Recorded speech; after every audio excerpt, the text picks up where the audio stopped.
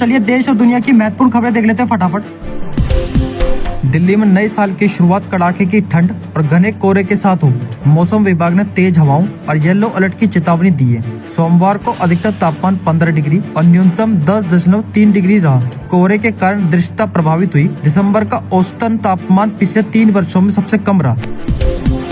मुख्यमंत्री योगी आदित्यनाथ ने प्रयागराज में महाकुंभ 2025 की तैयारियों का निरीक्षण किया और घोषणा की कि शाही स्नान अब अमृत स्नान कहलाएगा। उन्होंने bio CNG plant, steel bridge का उद्घाटन किया और घाटों का दौरा किया। महाकुंभ के लिए 200 सड़कों, 28 पांटून ब्रिज और अस्थायी घाट समेत कई कार्य पूरे हो चुके हैं। अमेरिका में H1B वीजा धारकों के खिलाफ विरोध को लेकर भारत सरकार चिंतित है। विदेश और IT मंत्रालय अमेरिकी कंपनियों से फीडबैक लेकर स्थिति समझने की कोशिश कर रही है। सरकार भारतीय पेशेवरों की स्थिति पर नजर रख रही है ताकि उन्हें कोई दिक्कत न हो। H1B वीजा कुशल विदेशी कामगारों के लिए जरूरी है। वैष्णो देवी रोपवे प्रोजेक्ट पर जारी विरोध के बीच LG मनोज सिन्हा ने कहा कि यह योजना किसी की आजीविका नहीं छीनेगी बल्कि लोगों की आर्थिक स्थिति सुधारेगी। रोपवे से यात्रा आसान होगी और श्रद्धालुओं की संख्या बढ़ेगी। पिट्ठू और पालकी वालों के पुनर्वास की योजना भी तैयार है। परंपरागत मार्ग भी सुचारू रहेगा। नए साल से भुवनेश्वर झारसुगुड़ा एयरपोर्ट से कई शहरों के लिए सीधी उड़ानें शुरू होंगी। भुवनेश्वर से इंदौर, देहरादून, कोच्चि, जयपुर और लखनऊ के लिए और झारसुगुड़ा से हैदराबाद, रायपुर, लखनऊ, मुंबई के लिए फ्लाइट सुविधा मिलेगी। साथ ही भुवनेश्वर, पुरी, कटक में इलेक्ट्रिक डबल डेकर बसें भी शुरू होंगी जो ओडिशा की कला संस्कृति दिखाएंगी। महाकुंभ 2025 में योगी सरकार ने अखाड़ों, कल्पवासियों और संस्थाओं के लिए सस्ते राशन की सुविधा दी है। मेला क्षेत्र में 138 दुकानों पर 5 रुपए में आटा, 6 रुपए में चावल और 18 रुपए में चीनी मिलेगी। गैस कनेक्शन रिफिल की भी व्यवस्था है। हर कल्पवासी को 3 किलो आटा, 2 किलो चावल और 1 किलो चीनी मिलेगी। जहानाबाद से होकर बिहार का पहला एक्सप्रेसवे गुजरेगा जिससे पर्यटन, रोजगार और किसानों को फायदा होगा। 38 किलोमीटर लंबी 6 लेन सड़क मखदुमपुर, काको, घोसी, मोदनगंज से होकर निकलेगी। किसान अपनी फसल सीधे बाजार पहुंचा सकेंगे। जमीन के दाम तेजी से बढ़े। एक्सप्रेसवे से आवागमन आसान होगा और इलाके का विकास तेजी से होगा। बिहार के सरकारी शिक्षकों के लिए खुशखबरी है। शिक्षा विभाग ने वेतन भुगतान के लिए 3278 करोड़ रुपए जारी किए।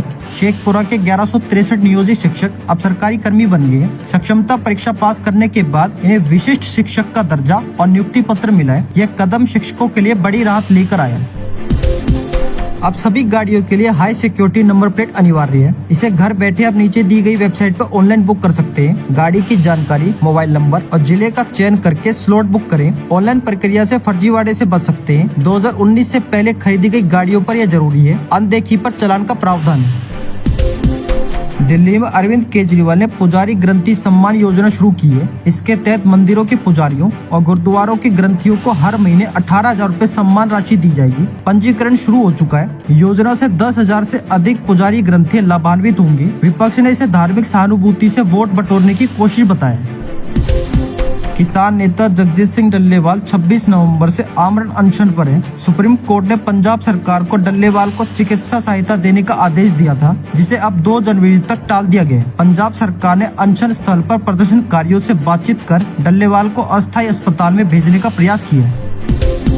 पूर्व अमेरिकी राष्ट्रपति जिमी कार्टर ने 3 जनवरी 1978 को अपने परिवार के साथ हरियाणा के दौलतपुर नसीराबाद गांव का दौरा किया था। उनकी मां लिलियन का इस गांव से गहरा संबंध था। जिमी कार्टर के निधन के बाद गांव के लोग दुखी हैं। उनके दौरे के बाद गांव का नाम बदलकर कार्टरपुरी रख दिया गया था।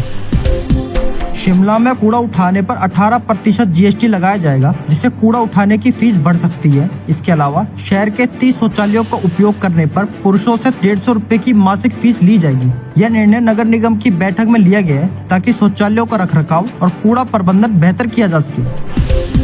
पश्चिम बंगाल में पासपोर्ट पर फर्जीवाड़ा रोकने के लिए नई गाइडलाइन जारी की गई है। अब जिलों और कमिश्नरेट के पुलिस अधीक्षकों और आयुक्तों की जिम्मेदारी बढ़ा दी गई है। पासपोर्ट सत्यापन में स्थानीय थाने द्वारा जमीनी जांच की जाएगी और रिपोर्ट आगे भेजी जाएगी। SP और CP पासपोर्ट आवेदनों का अंतिम निर्णय लेंगे और लॉगिन ID अपने पास रखेंगे। इलाहाबाद हाई कोर्ट ने कहा कि जीजा और साली के बीच संबंध अनैतिक है, लेकिन अगर महिला बालिग है तो इसे बलात्कार नहीं माना जा सकता। मामले में महिला ने पहले आरोपों से इनकार किया था, फिर बयान बदला। अदालत ने आरोपी को जमानत दे दी क्योंकि उसका कोई आपराधिक इतिहास नहीं था और उसे जुलाई 2024 में गिरफ्तार किया गया था। केंद्रीय प्रत्यक्ष कर बोर्ड CBDT ने वित्त वर्ष 2024-25 के लिए देर से या संशोधित ITR दाखिल करने की अंतिम तारीख 31 दिसंबर से बढ़ाकर 15 जनवरी कर दी है। 5 लाख रुपए से कम आय वालों पर जुर्माना 1,000 रुपए तक है, जबकि अधिक आय वालों के लिए यह 5,000 रुपए तक हो सकता है। 2025 में सोने की कीमत 90,000 रुपए प्रति 10 ग्राम तक पहुंच सकती है। भू राजनीतिक तनाव और वैश्विक आर्थिक अनिश्चितताओं के कारण सोने की कीमत में वृद्धि हो सकती है। मौद्रिक नीति में नरमी और केंद्रीय बैंकों की खरीद से भी कीमत बढ़ने की संभावना है। हालांकि भू राजनीतिक संकट कम होने पर कीमतों में गिरावट आ सकती है। बिहार के उप मुख्यमंत्री सम्राट चौधरी ने कहा कि BPSC पूरी तरह स्वतंत्र है और छात्रों के संबंध में कोई भी निर्णय लेने का अधिकार उसे दिया गया। वहीं 17वीं BPSC परीक्षा रद्द करने की मांग को लेकर अभ्यर्थियों का धरना 14वें दिन भी जारी है। वह मुख्यमंत्री से मुलाकात कर निर्णय लेने की उम्मीद कर रही है। चीन के People's Bank of China PBOC ने भारत के 35 कंपनियों के 40,000 करोड़ रुपए के शेयर खरीदे। इनमें ICICI बैंक में सबसे बड़ी हिस्सेदारी है, जो 6139 करोड़ रुपए की है। इसके अलावा PBOC के पास HDFC बैंक और पावर ग्रिड कॉर्पोरेशन में भी बड़ी हिस्सेदारी है। चीन के 17 FPI भारत में रजिस्टर्ड है। रिपोर्ट्स के अनुसार भारतीय क्रिकेट टीम के कप्तान रोहित शर्मा टेस्ट क्रिकेट से संन्यास लेने का मन बना चुके हैं। वे 2024-25 बॉर्डर गावस्कर ट्रॉफी के अंतिम टेस्ट के बाद घोषणा कर सकते हैं। हाल ही में भारत को मेलबर्न टेस्ट में 184 रनों से हार मिली, जिससे रोहित के कप्तान के रूप में रिकॉर्ड पर सवाल उठे। फटाफट बुलेटिन में आज बस इतना ही। मिलते हैं अगली वीडियो में। अगर आपको वीडियो पसंद आई तो इसे लाइक करें, शेयर करें और चैनल को सब्सक्राइब करना ना भूलें। धन्यवाद।